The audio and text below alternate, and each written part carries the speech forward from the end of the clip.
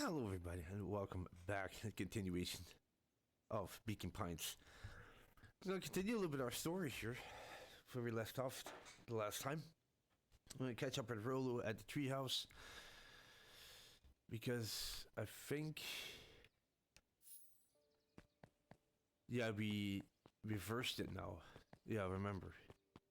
Oh, who's this?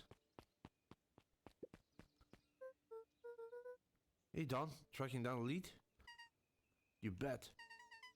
I heard a juicy new rumor.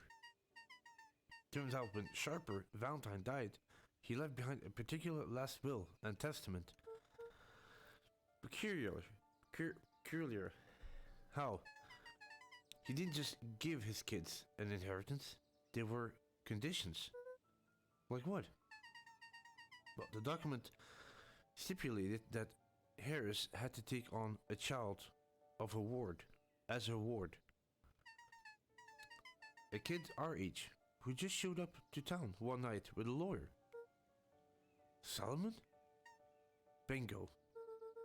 So Harris was forced to take care of him. Yep, or she would have lost everything.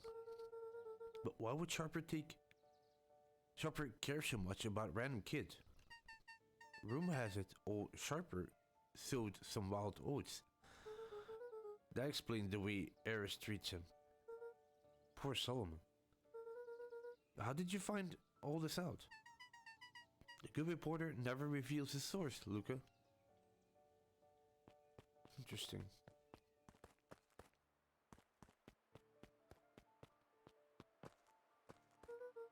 I better not dilly-daddle.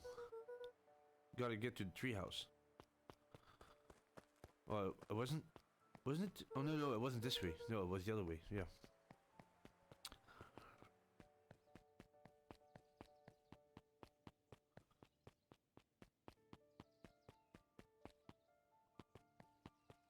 Wait. Where was it again? Now I'm confused. Yeah, I can't see it here. For some reason I always get confused with... Oh yeah, it was that way, yeah. Excuse me, what are you doing? Just locking up for the night, sir. Oh, wonderful. I can only assume this means all festival preparations have been completed ahead of schedule. Not exactly, sir. The storm set us back a bit. And it's getting late, so we all decided to... You all decided? Yes, sir. I was unaware that your job involved deciding things. We're all here at Perennial Harvest because we believe in creating a better future, yes? Yes, sir. Very much, sir. Do you want to be the one to tell this town that we failed them? No? That we gave up because there was a little rainstorm and we got all sleepy? Of course not, sir. Good. Then it's decided. Yes, sir. We'll work till the task is done. See that you do. Our harvest awaits.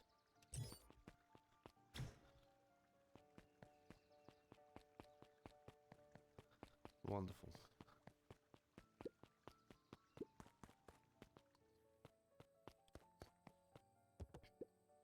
Rolo, are you still up there?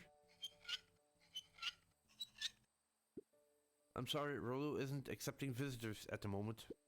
Come back never. Luca had only ever heard him speak in this stiff yet gentle tone a few times. And it always meant one thing. Trouble? You're upset. Oh, what makes you say that? Maybe because my best friend abandoned me for no reason. I didn't abandon you. I'm just a little late. Rolo scoffed. The rain helped me up. Liar. You weren't even home. What? The storm got bad and I got worried. So I went looking for you. Imagine my surprise when I made it to your house and you weren't there. I hadn't made it back yet. I'm not a fool, Luca. It doesn't take all day to deliver some jam. No, that storm rolled in out of nowhere. I got stuck after dinner at Beck's, and Lucas stumbled on his words, knowing he'd said too much. Beck? Dinner? What the heck is a Beck? She's a new kid in town. She's actually kind of cool. You'll like her. She needs help convincing her parents that she's made new friends. New friends? I spent all day waiting for you. And you were off making new friends? It's not like that, Rollo. You know? While I was waiting, I made some upgrades to mission control. It was gonna be a surprise. But you took so long, the storm knocked it all down. Just like you knocked down our friendship. What does that even mean? Luca became instinctively angry in response. Both boys were now shouting across the distance.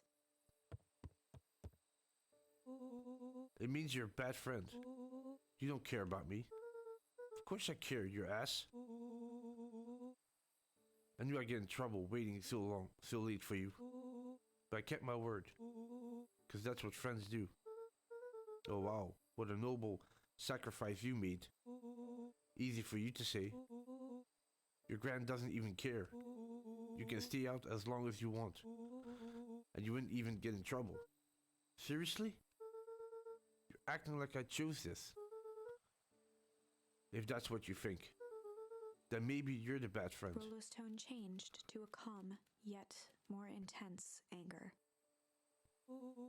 Maybe Pa is right. Storms bring more than water. This one brought out the real Luca. Stop quoting your Pa's nonsense like it means anything. Yeah, well, at least my Pa is still around a while. The words hung in the cold night air. Damn. Rollo's stomach dropped, knowing he'd crossed a line. But it was too late. Luca, Good night, Rollo. Wow, yeah, that was maybe a little bit too much. Dang it. Well, I did catch up with him.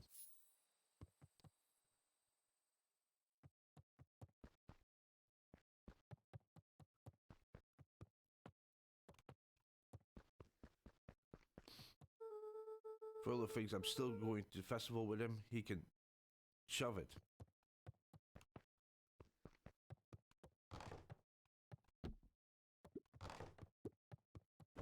Luca dug through his old stuff, not even sure what he was looking for. What? Rollo, what jerk. Call me a bad friend. Oh, I'm Rollo. Look at me. I'm my amazing family. Dang.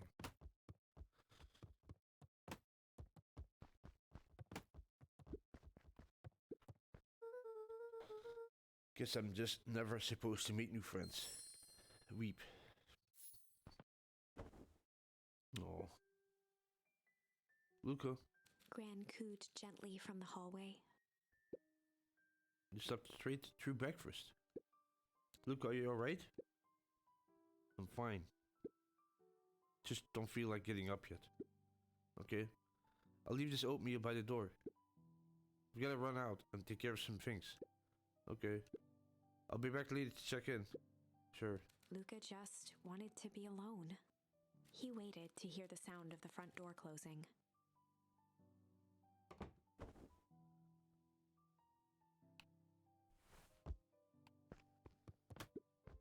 That Rollo's still gonna go to the festival. He's gonna be miserable.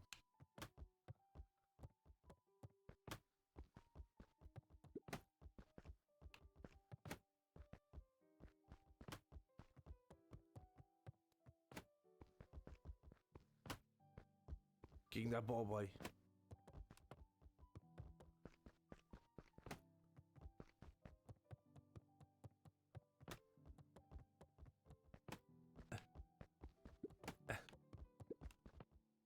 Luca dozed off again. Luca, I see you didn't eat your oatmeal. I wasn't hungry. Well, just in case you get hungry, I'll leave a sandwich here too. Thanks. Rolo came by. What did he say? He wanted to talk to you. What did you say? I told him you weren't feeling well. Good. So your plan is to just sit in your room all day? Pretty much. Well, I need to pop away again for a minute. If you decide to end your pity party and go outside, I think it'd do you some good. Noted. Lucas still couldn't bring himself to go out. Besides, if he ran into Rollo, he'd have to actually confront the situation.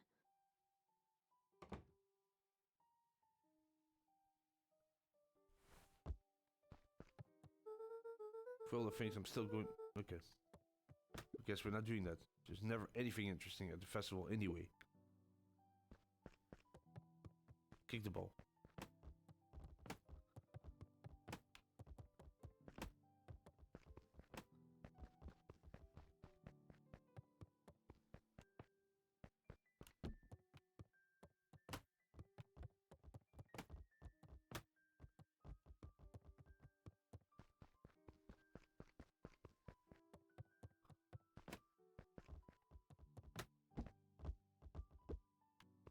The Adventures of Hank Atomic. The complete first volume. Luca carefully opened the cover and began to read. Rollo had received it for his birthday. A special hardcover edition with behind-the-scenes commentary and bonus art. Rollo cherished it, but asked that Luca keep it at his house. Luca wasn't sure if it was because Rollo didn't trust himself with it, didn't trust his sister around it, or just wanted an excuse to come hang out at Luca's more often. Whatever the reason, Luca didn't mind. But it had stayed right there where Rollo had stashed it ever since. Now, at the foot of his bed, Luca lost himself in the pages.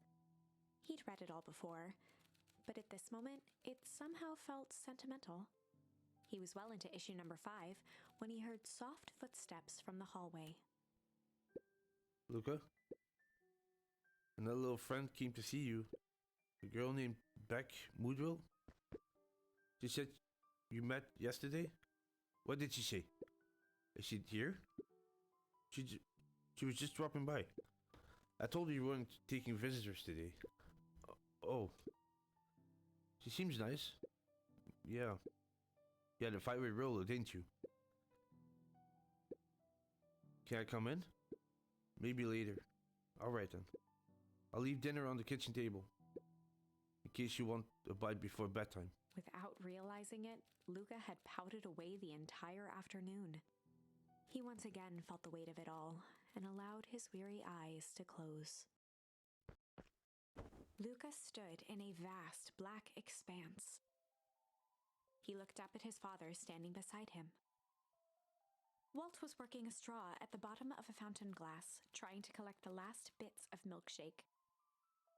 Dad, where are we? Taking a final loud gurgling sip, his father peered up from the glass. He jangled the straw playfully with a warm smile, then lifted the empty glass as if to point into the darkness. The source. Luca's eyes followed his father's gesture. In an instant, he was sitting in front of a blazing campfire. Across from him sat a large figure in a yellow hazmat suit. Oh no. The figure's voice was a scratchy echo. Well, if it isn't the man of the hour, make yourself comfortable. Luca held his shivering hands over the flame to warm himself. It doesn't work that way here. Their yellow-gloved hand pointed to the base of the flame. It's a cold flame, see? Luca peered at the base of the fire. It wasn't wood that was burning. It was Beacon Pines itself. Tiny buildings, freezing and crumbling as they were consumed by flame. Luca could see small shadows moving in the burning city. People. Luca leapt to his feet. We've got to help them! The figure gave a dismissive wave of their hand. Why waste energy helping people who can't even help themselves? The figure bent down to examine the panicked crowd as they desperately tried to stop the flames. They only care about what's right in front of them. Not like us. Luca's voice was a trembling whisper. Us? The figure slowly stood up, grabbing its helmet with both hands. With a jolt and a twist, the suit emitted a gasp. A cloud of torpid mist escaped, slowly revealing the face within. Luca's own face looked back at him. Older, worn, distant. The sensation was oddly familiar. As if he'd caught his own reflection by surprise in the mirror. The doppelganger smiled. I tried to help once. He gestured towards his face. And all it got me was this. Lucas staggered back. You aren't me. Luca felt a hand catch his shoulder. His father was there again, beside him. Every choice sets us on a path. This is the end of one of your paths, son. Luca watched his older self shake its head ruefully, its face twisting into a cruel grin. Welp, Dad, if you wanted him to see this, far be it from me to disappoint. Luca watched in shock as the figure took a confident step forward and plunged into the flames. In a flash of cold light, he was gone. What does all of this mean? Luca felt a reassuring squeeze on his shoulder. Just remember, why we choose matters just as much as what we choose. Luca woke up to see a hazy figure at the foot of his bed, silhouetted in the morning sun. Mom? No, dear. It's only Gran. Luca rubbed his eyes. The kind, concerned face of his gran came into focus. How are you feeling? I'm fine. Anything you want to talk about? I don't feel like talking. That's just as well. How about you sit there and listen a bit? Whatever you and Rolo fought about doesn't matter. But he... Gran silenced Luca with a gentle pat on the leg. Fights between friends happen. What was said doesn't matter. The important thing is that it's not the last thing you ever say to each other. But he said stuff about Dad. Well, do you think he meant it? No. He was just mad. And did you mean any of the things you said to him? No. Good. One must appreciate friends in their best moments and accept them in their worst.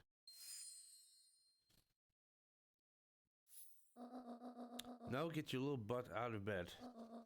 The festival's today. You don't want to miss that, do you? I guess not. Seems like a good opportunity to make amends with Rolo, doesn't it? Luca gave a reluctant nod. So, buy him a corn dog and apologize. But he's the one that... What did I just say? Buy him a corn dog? That's a good boy. Everything's better with corn dogs. I need to get going now. Got some last minute festival business to take care of. I'll come find you at the fountain a little after lunch. Alright. Love you, Luca. Love you too. Luca took a deep breath. Okay. Chapter 6. Through thick and thin. Despite Luca's bitterness, Gran was right. He needed to hash things out with Rolo. A big fight changes the nature of a friendship. Whether, in the end, it is for the better or for the worse, all comes down to understanding. If one is not careful, the same familiarity that builds the strongest of bonds can become the wrecking ball that shatters them. Luca emerged from seclusion, taking in the crisp festival air. But the events of the day weren't on his mind. He had to find Rolo. Yep, indeed. Let's go. There you are. Oh, that's his sister, Rolo. Luca, will want me to tell you something. What is it? Roxy rolled her eyes, shaking her head. A speech adventure thought you need to buy it. If be brave, go somewhere quiet. Roxy, I don't... It's a riddle, Luca. My goofy little brother wants you to find him. Luca looked down and kicked at the dirt. Look, I know you two had a fight. The only thing more annoying than my little brother is my little brother without his best friend. So I'm doing him this one a favor. Now, I need one favor from you. Whatever it is that went down between you two, squash it. Fair enough. Straightforward. A speech adventure awaits. No, a speech adventure. No, you didn't. You needed it. Buy it. If you be brave, go somewhere quiet. Yeah. For a town that saw a few... Yeah, I already know this. What are you doing? Look at this. Go somewhere quiet. No. Rolo, you in here? No? He's talking about the...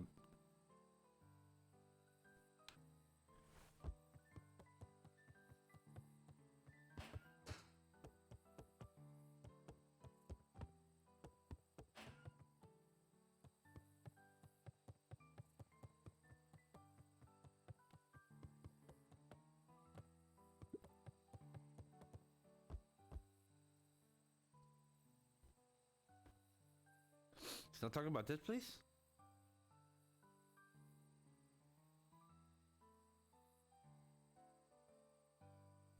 Guess not.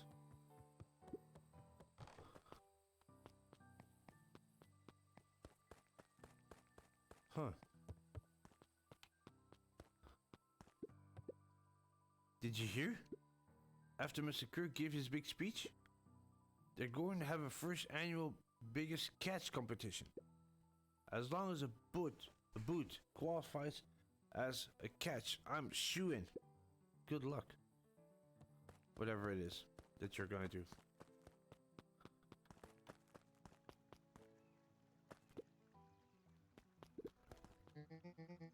I don't know who Perennial Harvest thinks they're impressing with this ridiculous festival.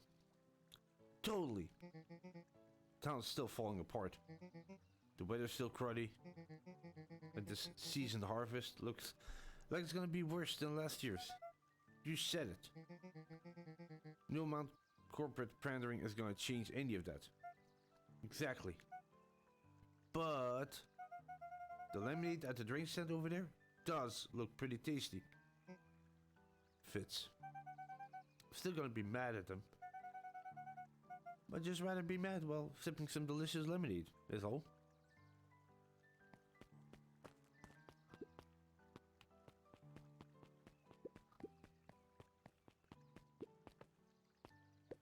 Jeff was staring into the distance with a wistful look. Hey Jeff, everything alright? Yeah, everything's fine. I mean, used to be fine. Just ain't right these days, you know? I really do, actually. Jeff turned to Luca with a furrowed brow, then gave an understanding nod. You do, don't you? For a moment, the two now shared that same wistful gaze. Just for a moment. Wow, they even tied balloons to the garbage cans? What?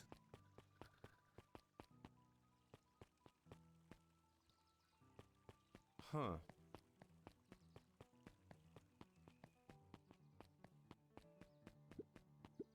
Hey, Luca. How's Griffin doing? What? Oh, nothing. Sorry all became flesh. Just pretend I didn't see anything. Okay then. Where could he be? This is the first time I've seen There's many smiling faces since the fall harvest. I had my doubts about perennial harvest, but I must admit, they put on a nice party. Guess everybody's happy, huh? Oh, most welcoming of welcomes. Would you like to share your thoughts? We always strive to improve. Nope, thank you. Oh, yeah, we're gonna leave those ones alone. Piper, you're actually taking a break from studying? I want to see what all the festival fuss is about. I can't help but notice you still brought your backpack full of books. Look, backpacks can carry a lot more than just books. True, true. So what you got in there? Books? Why'd I even ask? He met his old friend's eyes. I was greeted with nothing but ice-cold anger. Heavens. This is no time for fractured friendships. Fair enough.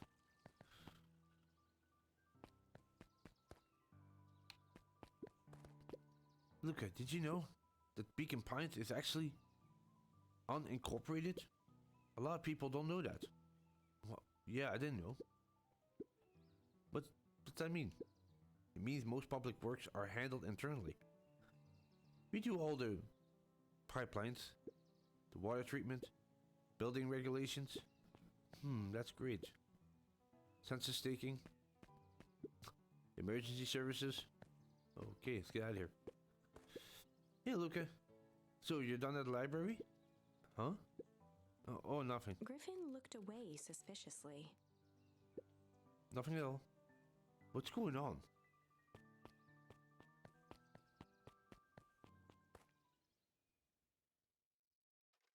Sharper Valentine, celebration of it. Did everybody see this? We all know Beacon Pines is a great town. I don't know. What you may not know is great towns grow from mighty roots. And that is why you cannot tell the story of Beacon Pines without telling the story of one Sharper Valentine. Young Sharper's keen intellect and strong moral fiber led to a grand vision. A vision of a community dedicated to a better tomorrow. In his own words, a better tomorrow is within our grasp, but it requires a singular mind to harness it. Lucky for us, he decided to grow that vision here in Beacon Pines. And how does one grow a better tomorrow? With fertilizer, of course. Valentine's Fertilizer Company became the lifeblood of a town yearning for purpose. But then tragedy struck, a scientific experiment gone wrong. An accident which took Sharper away from us far too soon. To this day, we struggle to pick up the pieces. But one foul harvest isn't enough to stop the people of Beacon Pines. The spirit of Sharper Valentine lives on. It lives in the hearts of everyone with a dream for a better tomorrow. Together, we will follow his example and grow a bountiful future. Paid for by the Valentine family and the Valentine Fertilizer Company Remembrance Fund.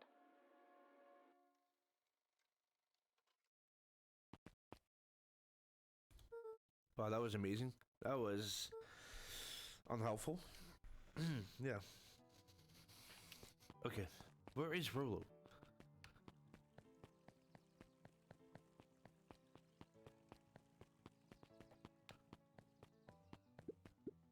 Library somewhere quiet.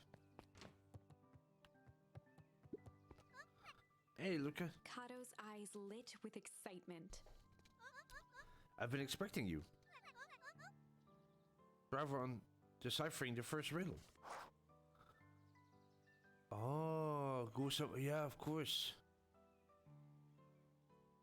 Speech event, though you need buy it.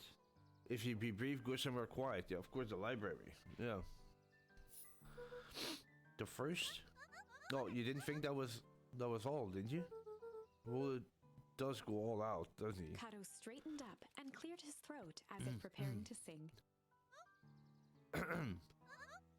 On planet Fairpole, you may take this issue. When the king dies, you'll need a tissue. Kato stared at Luca eagerly. Get it? Want me to tell you? No, it's okay. Let me figure it out. Alright, when you find it, bring it here to be verified. And if you decide you want a hint, the offer still stands.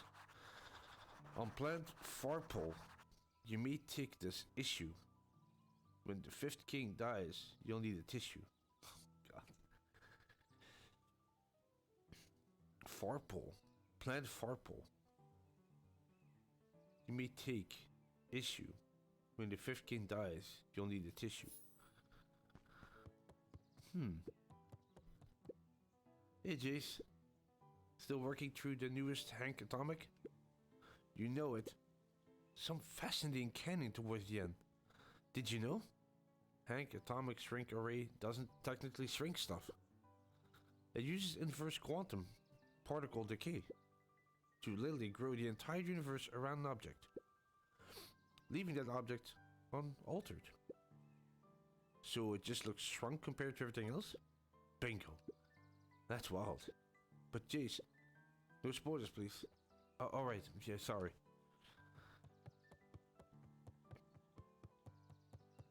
So the guy said, I can tell you one thing, it's not out there. What you need to find is inside the library somewhere. Oh, okay. There were rarely any actual new additions. Simply a variety of existing content rotated into the front display each week. No fooling anyone. Huh. Luca grabbed the 5 pillars of success from the shelf. Once you've got a book, you can either bring it here to me, or just grab a different one. Luca grabbed the issue with self-help, a helpful guide, from the shelf. I think that's, yeah. Let's see, what do you have here? Issue with self-help, a helpful guide. Nope, I'm afraid that's not the correct book. Okay, here's a hint. The words I emphasize are important. On plant farpole, you may take issue. When the fifth king dies, you'll need a tissue. Fifth issue. Yeah, but that's what I got.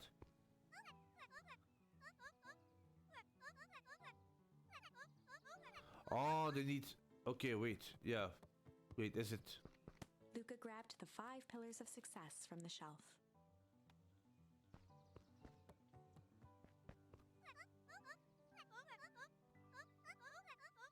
Okay, that's not... Okay. Luca grabbed the 5 pillars of success from the shelf. Nope. Luca grabbed 500 meals for one big pot from the shelf. Luca grabbed 5... Let me guess, it's gonna be up there. Luca grabbed The Adventures of Hank Atomic, issue number 5, from the shelf. Luca grabbed The Adventures of Hank Atomic, issue number 4, from the shelf. Really? Luca grabbed The Modern Science of Atomic Radiation from the shelf.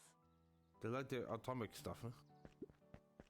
Luca grabbed Natural Photography, volume 5, from the shelf. I don't...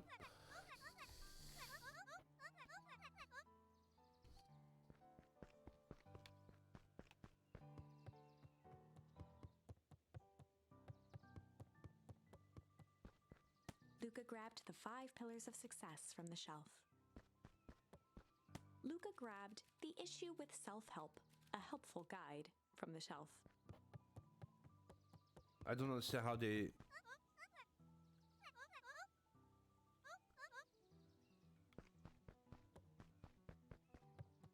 Luca grabbed The Adventures of Hank Atomic, issue number 5, from the shelf.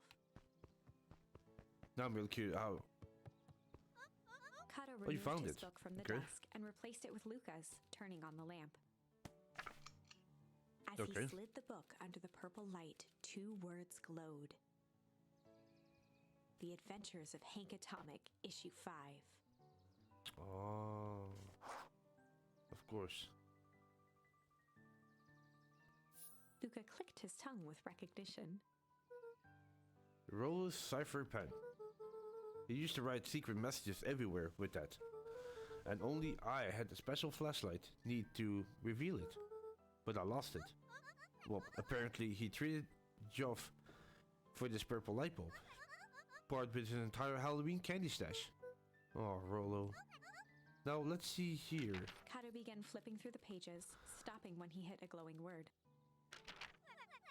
get away with such a grift. He continued flipping. Only found in grub cart. Reaching the end of the book, Kato looked up. That's it. Grift in grub cart. Grift in Griffin? Griffin grub cart. He wants me to go to Griffin's snack stand? Ah, brilliant. I guess you're off then. Good luck on the rest of the scavenger hunt. Thanks, kiddo. Okay, we go to Griffin's snack stand then.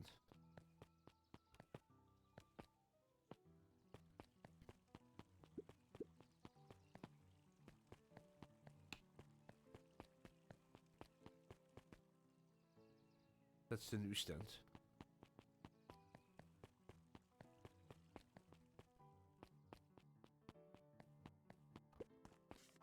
Here we go. Hey, Griffin. Did Rolo come? Before Luca could finish his sentence, Griffin handed him a corn dog. Oh, that's it? Bought and paid for? Enjoy. I thought they were supposed to be riddles or something. Luca shrugged, taking a sizable bite out of the corn dog. It's cold. Oh, yeah, that's been sitting here for a while. Rolo wanted me to be sure to give you that one specifically. Well, that's just... Luca tongued at his cheeks, feeling something rough between his teeth. He reached into his mouth and pulled out a slip of paper. Oh, come on. He shook off the bits of corn dog to read the slip. Pick up when you need some pep. Near the fountain, up the step. Luca finished off the remainder of the corn dog. This can be a whole thing.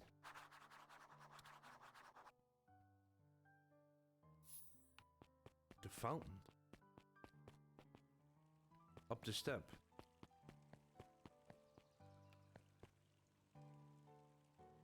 Oh, maybe over here. Up the step for...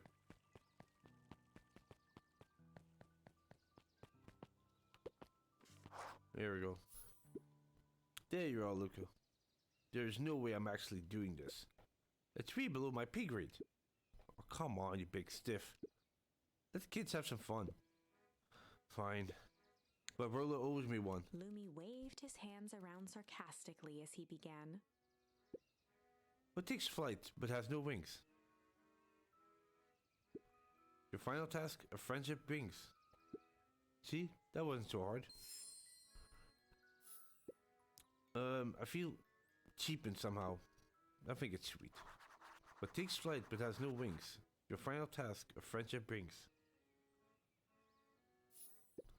Good luck, Luca.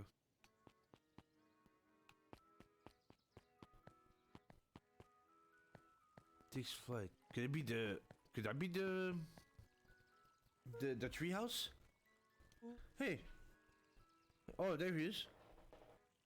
Oh, balloons? Of course. Did you find the comic book? Yep. And you got the corn dog? Yep. Well done. I know it doesn't make up for what I said, but here, you earned this. Rolo sheepishly handed Luca the balloons.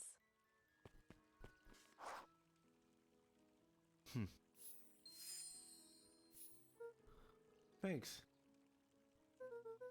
You didn't have to go all this trouble. I'm sorry I got so mad. Dang it, you were supposed to let me apologize first. Oh, I'm sorry. Now you apologize twice before me. Just let me do this. Luca, I'm really sorry. With everything that's happened, with your mom and all. I've always wanted to be there for you. Be a good friend, you know? When you said you were hanging out with someone else, I kind of freaked out. Rolo. Still my turn. I felt like if you needed some new friends to help you. I meant that it wasn't good enough. I wasn't good enough. But that was selfish and wrong. That was wrong. I'm so sorry, Luca. Okay, apology over. You can talk now. Luca threw himself at Rolo, hugging him as tightly as he could. Well, I don't deserve you. I don't deserve you either. That's why we deserve each other. So, what else do you want to do today? We could snoop around and try to find some info about your mom. Snoop where? We could probably sneak into Perennial Harvest HQ while everyone's at the festival. Aren't you curious about all the stuff those clipboards write down? What if we get caught? I think I have enough excitement for 1 week. Let's just make the rest of the day about us. Really? Yeah, the rest of the world can wait one more day. You know, I've been wanting to get some work done on the MCDC admission control. Dame is a bit unpredictable. That sounds perfect. Let's go.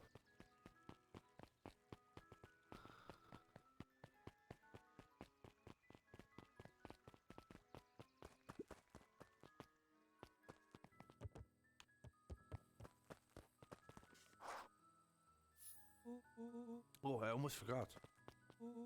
I ran into your grand this morning. She asked me to give you this. Rollo handed Luca an unopened letter. I'll wait for you inside if you want to read it now. A letter? Luca, some things are going to happen that might be difficult for you to understand. If I am honest, I hardly understand them myself. But whatever happens, I need you to know that I love you. None of this is fair to you. You have already lost so much. We both have. I wish there was a simpler way forward. But if there is, I haven't thought of it. God knows I've tried. Everything I've done, I did for you. I hope someday you can accept that. Love, Gran. I love you too, Gran. Luca folded the paper into his pocket and headed up the ladder. What's up with the letter? Anyone you want to talk about? Anything you want to talk about? Maybe later. Sure, whatever you want. You know, you really didn't have to go all that trouble just to apologize. I know, but we've been looking forward to the festival for weeks. After I ruined everything with my big mouth. This was the best way to make sure you still had a good time without me. Rollo. Luca was at a loss for words. But that was fine. Words aren't always necessary. The festival seems nice. Was it nice? We can still go. Nah, it's fine. Well, there's always next year. Sadly, this was untrue. A distant rumble shook the treehouse. Huh? What was that? Oh man, we missed the fireworks. It was not fireworks. It was something the boys couldn't possibly comprehend. Something as old and cruel as time itself.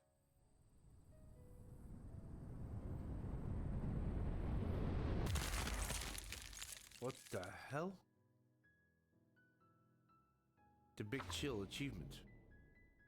A shockwave of cold tore through the room. A bitter, unfathomable chill. Before they could react, it encased them in ice. Two boys, reunited by friendship, only to be cruelly separated by a malevolence beyond reason. And so, our story ends on this melancholy scene. In a silent treehouse turned statuary, in a town brought low by its secrets, sits a pair of friends, alone, together for the rest of time. The end. What? No. No. That can't be the ending. It simply can't. I won't accept it, and I hope you won't either. There are more endings, more possibilities. I can feel it. We are just going to have to sort through them all until we find the one that fits. Okay. So we got one over here. That was this one. And then we still had flight. Oh yeah, that was with the with Valentine showing up at the treehouse. So we got two more.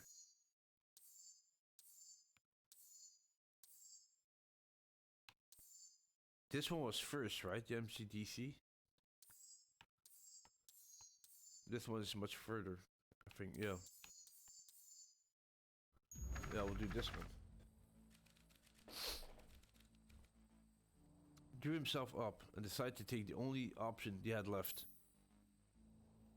Flight. Luca drew himself up and decided to take the only option they had left. Flight. He squinted down the barrel of the mission control defense cannon, aiming it through an opening in the dense tree branches.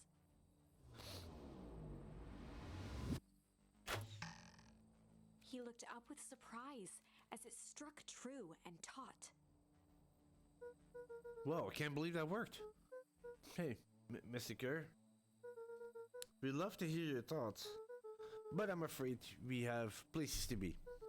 Come on, Iggy. See, jerks.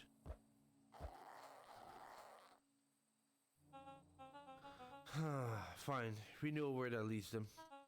This way, we'll take the tunnels. Luca and Iggy winced as they sprinted through the thicket. The branches clawed at them, reluctant to give passage. After what felt like a marathon, Luca stopped in his tracks as they reached the clearing. What the? That was all he was able to say before Iggy slammed into his back. The boys tumbled down a steep decline and crashed with a wheezing thud on a surface as hard as ice. In fact, it was ice. What? Chapter 5. Signs. They stood silently, catching their breath. The sky was like sapphire. With each breath, a plume of steam escaped from Luca's lungs. Let's keep moving. Luca pulled Iggy to his feet as they gazed across a snowy terrain. That was actually pretty badass. Huh? I think we lost him. Are we up in the mountains? I don't think so.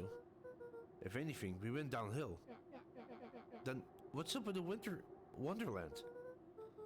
All I know is there is no going back to the way we came. Let's see if we can get our bearings. Follow me. Find a way home. Luca. Luca, are you there? Luca had almost forgotten the walkie-talkie he was carrying. Isn't that Bozo Kerr? I hope nothing bad has happened to you out in those woods. Luca looked at Iggy with hesitation. No need to be rude. With a resigned sigh, Luca responded.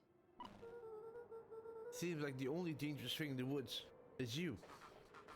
He speaks, the young man of the hour.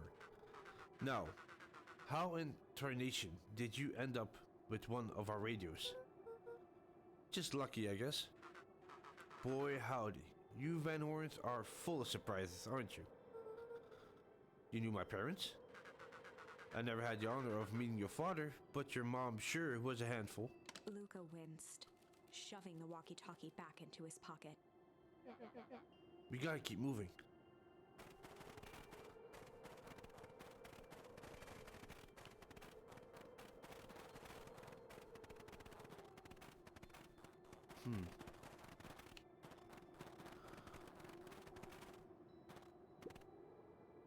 What's the readout? Oh, I thought I remember. Looked familiar. Sitting above 258 Kelvin. That's down a bit from last time. Should we report this to Mr. Kerr? Still within safe ranges. It may be spreading, but it's under control for now. Even a small nudge in equilibrium, equilibrium could cause a cascade. Dude, relax. Just a few more sites to hit before we can punch out. Let's get this over with.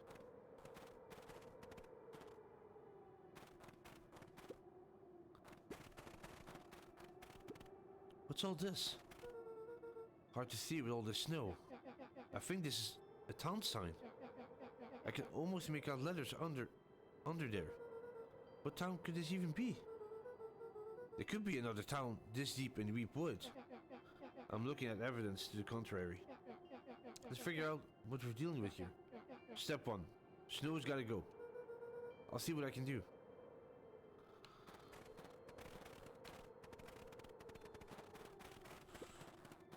But situations such as these, I find it best to check stuff first and ask questions later.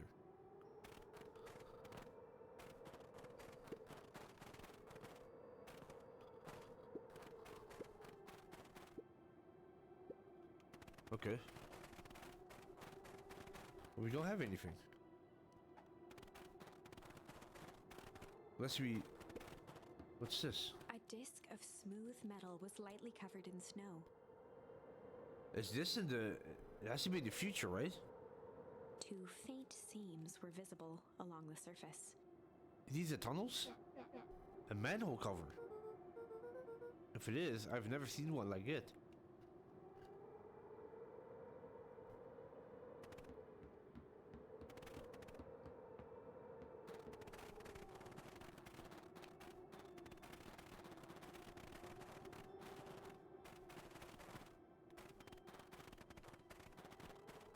There's no way I can get through here. Not so I can go over there.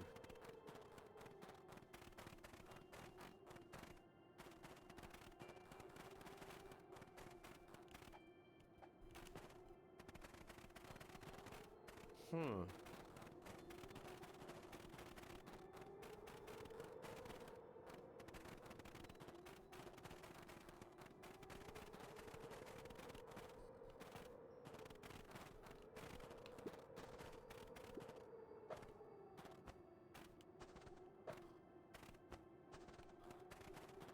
Oh, that's how we do it. Okay. The boys stared in disbelief at the sign that now clearly read, "Welcome to Beacon Pines." This doesn't make any sense. We're in Beacon Pines? But how is that possible? We ran away from town. How did we get back here? I guess we got turned around. Where did all this snow come from? Well, it's been colder than normally lately. That's a pretty big difference between sweater, weather, and this Arctic hellscape. The puddle we fought at before, it was cold too. Maybe all of it leads to one source. You think it's related? What the hell's going on? We gotta get some answers. Let's keep moving. Wow, that's the town.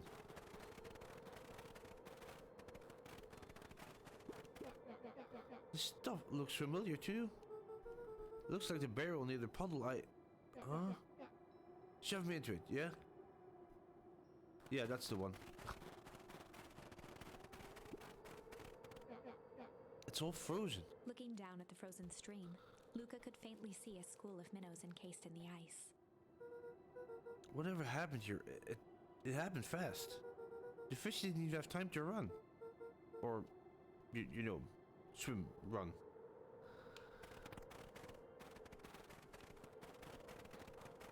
The crunching of footsteps trailing Luca went hush. He looked back to see Iggy's face twisted with confusion. Everyone's gone. What? There's nothing here but more snow. There must be an explanation for all this. We have to keep looking. You can look all you want. I quit. Iggy, we have to keep going. You don't get it, do you? This isn't one of your pathetic Hank Atomic stories. We aren't going to save the day. We aren't even going to save ourselves.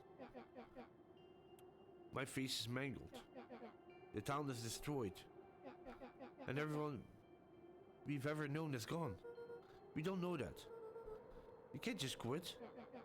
You do whatever you want. I'm done. Iggy, it's gonna be okay. Luca peered upward at the darkening sky.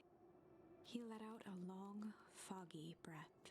Faintly, Iggy began to cry. Seeing Iggy in such a pathetic state gave Luca a sense of compassion, and more than a little guilt. It is getting pretty late, I think. Probably not a great idea to stumble around the dark anyway. Luca allowed himself to collapse next to Iggy.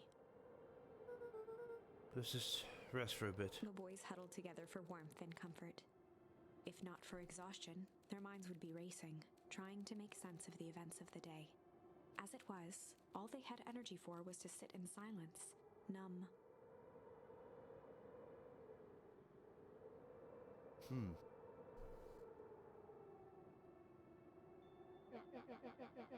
The way the snow covered everything over, it's kind of calming. Yeah. Haven't had time to see it, but thanks. Huh? For getting us away from those creeps. I sorta froze up back there. Iggy, I should be the one apologizing. This all happened because I lost my temper. No, that's bull hockey. First of all, you didn't know what that gunk would do. You didn't, right? Of course not. And second, stop with this baloney about losing your temper. But I did lose my temper. Iggy motioned sarcastically to his half-deformed face. Obviously. That's exactly what you should have done. Huh? I was being a horse ass. You were supposed to be a horse ass in response. That's how it works. Iggy, I'm having a hard time following. You wanted me to fight you? Of course. Jeez, you goody-goody types take forever to understand this very basic point. Why would you go around seeing cruel things trying to get into fights? Iggy shrugged. That's something to do. You're an asshole because you're bored? Sometimes I just feel empty. You wouldn't understand. You and Rolo are always having a blast together. Laughing, calling that dinky little treehouse mission control. Iggy now wept openly. Perfect little Luca Van Horn. With his perfect little life. My life is not perfect. Everybody in town likes you. Not everybody. Hell, that new girl hasn't even unpacked yet.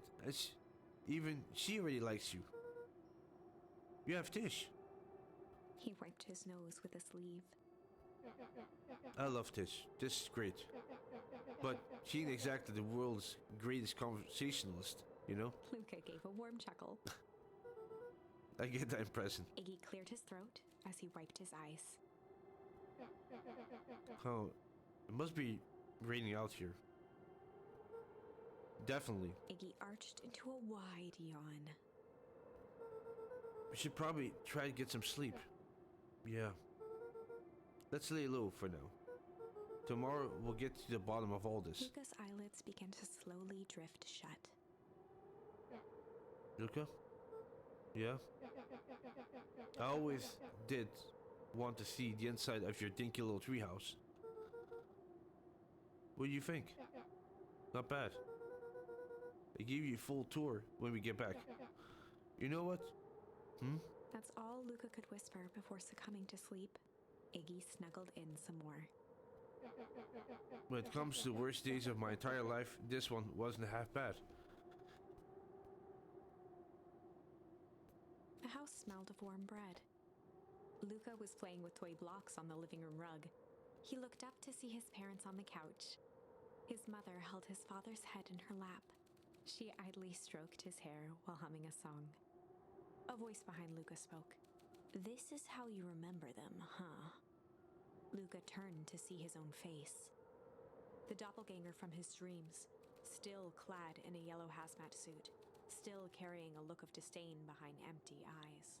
Aww, look at this perfectly cozy scene. You know it wasn't really like this. The figure picked up a toy block and inspected it. It's amazing the facades that one can build given the right materials. Not that I blame us. These are a child's memories, all warm and fuzzy. You don't remember, do you? Lucas snatched the block from the figure's yellow-gloved hand. Remember what? The doppelganger pointed to the couch. The last day we saw him alive. The day he chose to abandon us. Luca turned to look at his father, still lounging on the couch. That's not true. He didn't abandon us. The doppelganger waved his hand dismissively. Everything is true here. It's just a matter of what we choose to see. Let me show you. The world flickered and pulsed. Luca was sitting next to his bed, listening to his heartbeat with one of his dad's stethoscopes. The doppelganger limped into the room. No, we both know that's not how this went. He grabbed Luca's hand and guided the stethoscope to the floor. Luca heard muffled shouting, brought close by the stethoscope. It was his parents, fighting.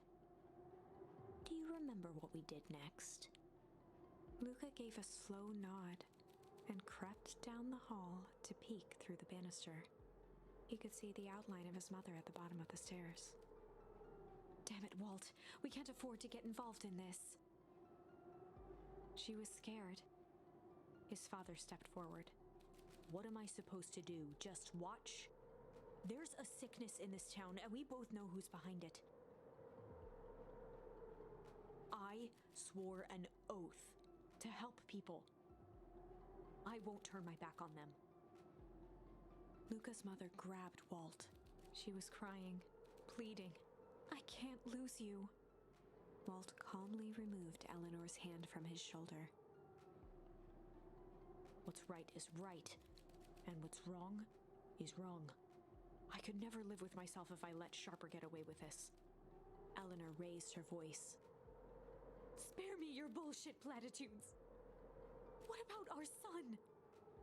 Luca flinched, dropping the stethoscope down the stairs. Walt turned with a panicked smile. Luca, is that you, buddy? With tears in his eyes, Luca descended the stairs. Mom? Dad? What's going on? Walt dropped to a knee to meet Luca eye to eye. Nothing, buckaroo. Your mom and I just got a little overexcited is all. Luca placed the stethoscope against his father's chest. His heart was racing. It sounded like you were going somewhere? Walt gently removed the device from Luca's ears. Listen to me, Luca. I have some business to take care of. I'll be back in time to tuck you in. Luca hugged his father tightly. Promise? Walt stood up and walked to the door. He glanced over his shoulder. I promise. With a wink and a grin, he put on his hat and strode out into the evening sun.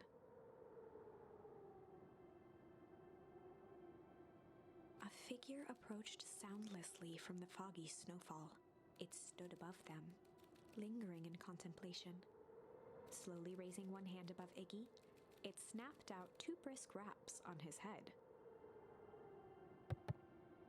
From a deep slumber, Iggy sprang up defensively.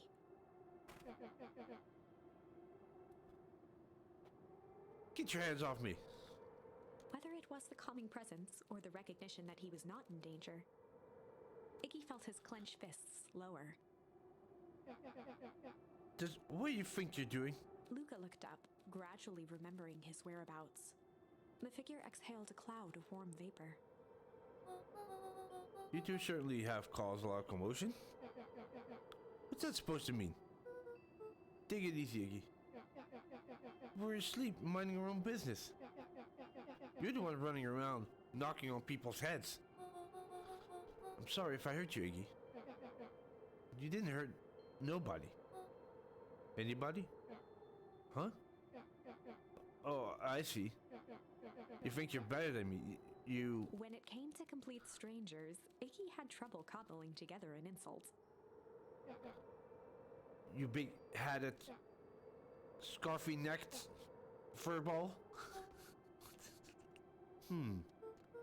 Okay, let's lower the temperature a bit here. Interesting choice of words. I mean, let's all just calm down. Who are you? A friend. An observer. A hitchhiker on the infinite expanse of possibility. Great. How about a name? If you must call me something, you can call me Nat. Iggy huffed with gratification. How about you make Lil and Nat and buzz off? Very well. Nat began to turn away indifferently. Wait. Do you live here? You might say that. So you know where we are. You might also say that. Look, pal. We just want to find a safe way out of here. You gotta help us or not. Before knowing how to leave, one must know where they are. Alright, that does it. Look, I don't know about you, but I'm getting out of here, one way or another. Iggy turned sharply and began to stomp off. Enough with the riddles. Iggy, wait up. Realizing he'd worn their patience thin, Nat relented. Very well. I suppose this isn't the time for metaphors. I'll show you how to get back home. Luca and Iggy turned around with hope in their eyes. Come here. Nat took a deep breath in. Close your eyes. Nat exhaled slowly, then snapped his fingers. Okay, open them. For a brief moment, Luca and Iggy let themselves believe that some great magic was about to unfold, until they opened their eyes and found themselves in the exact same place, cold and disheartened. This is your home. This is Beacon Pines. Look, Nat, we don't know how we got here. Maybe we stumbled through some time travel gate and we would, or we teleported to some alternate universe. Well, this is all just some cruel experiment by Kerr and his goons. But this is not our home. You're itching closer to the truth. Alas, the reality is much less fanciful. Just give it to us straight. So be it. As I said, this is Beacon Pines. The original, true Beacon Pines.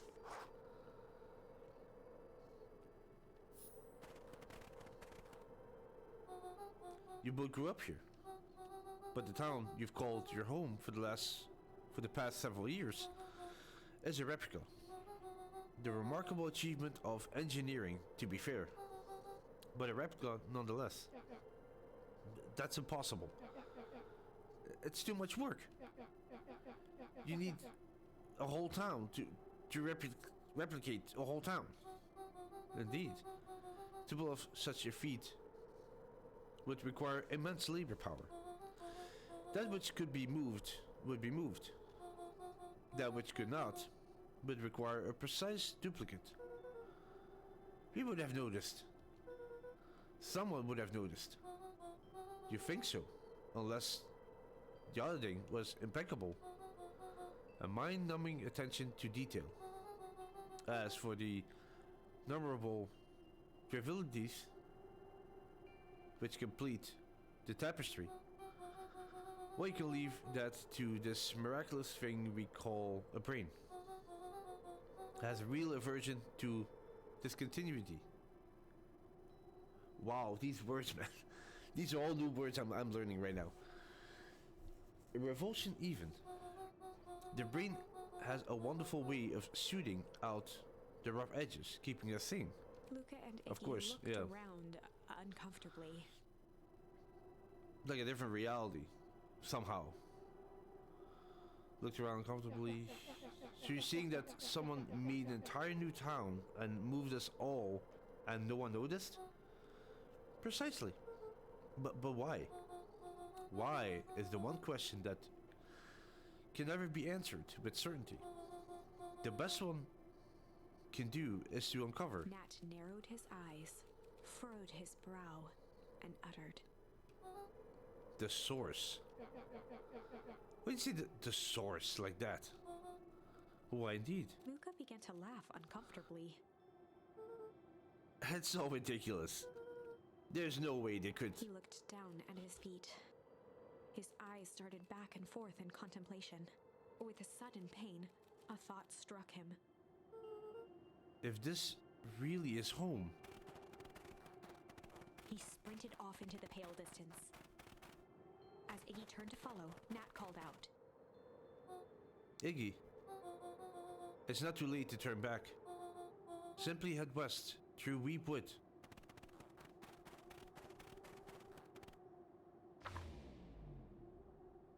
Chapter 6. Interesting.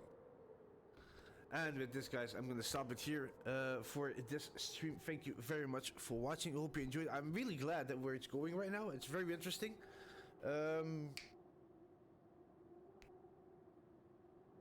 I don't know when I'm gonna be back with this game. Maybe tomorrow, maybe Monday. I don't know yet. I'll see how I feel. But yeah, it's definitely showing a little bit more of what's actually really going on, and still don't really know what's really going on. But yeah, it's very good in the way it's building up right now. So yeah, it's going the right way. Anyway, enjoy the rest of your weekend. Take care, stay safe. I'll see you in the next one. Bye bye.